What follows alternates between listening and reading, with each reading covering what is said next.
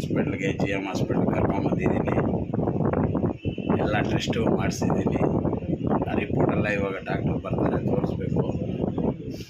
ತೋರಿಸ್ಬಿಟ್ರೆ ಏನು ಹೇಳ್ತಾರೋ ನೋಡಿಕೊಂಡು ಅದ್ರ ಪ್ರಕಾರ ನಾವು ಟ್ರೀಟ್ಮೆಂಟ್ ತಗೊಳ್ಬೋದು.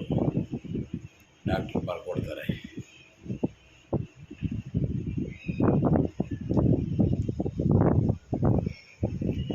ಎಲ್ಲ ಕಡೆ ತೋರಿಸ್ತಾನೆ ಇದ್ದಾರೆ.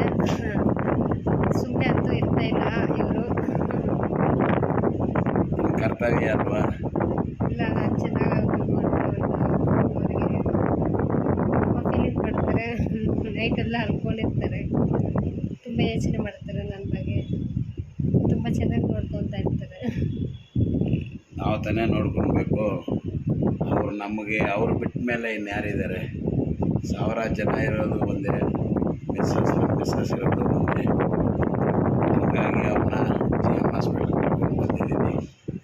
ಆ ದೇವ್ರ ದಯೆ ಆ ರಿಪೋರ್ಟಲ್ಲಿ ಏನೂ ಇಲ್ದಿರ ಇದ್ದರೆ ಒಳ್ಳೆಯದು. ನಿಮ್ಮ ಆಶೀರ್ವಾದ ಎಲ್ಲ ಇರಬೇಕು. ನನ್ನ ಕೈ ಬೇರೆ ಶೇಕ್ ಆಗ್ತಾ ಇರುತ್ತೆ. ಅಷ್ಟಂತಿಲ್ಲ ಅನಿಸ್ತೈತೆ. ನೋಡ್ಕೊಳ್ಳಿ, ತುಂಬ ಗಡಗಡ ನಡುಕ್ತಾ ಇದ್ದಾರೆ. ಕ್ಯಾಮ್ರಾದ ಶೇಕ್ ಆಗ್ತದೆ. ಕ್ಯಾಮ್ರಾ ಹಿಡಿಯೋಕೆ ಆಗ್ತಾ ಇಲ್ಲ ಪಾಪ ಅವ್ರ ಕೈಯಲ್ಲಿ. ಏನು ಮಾಡಲಿ, ನನಗಂತೂ ನಾನು ಏನು ಮಾಡ್ಕೊಂಡಿಲ್ಲ ಆ ಥರ ಎಲ್ಲ. ಯಾಕೆ ಈ ಥರ ಆಯಿತು ಅಂತ ನನಗೆ ಗೊತ್ತಿಲ್ಲ. ಅವರು ಒಂದು ಪ್ರಾಣಿಗೂ, ಯಾವುದೇ ಒಂದು ಪ್ರಾಣಿಗೂ ದ್ರೋಹ ಮಾಡಿದವರಲ್ಲ.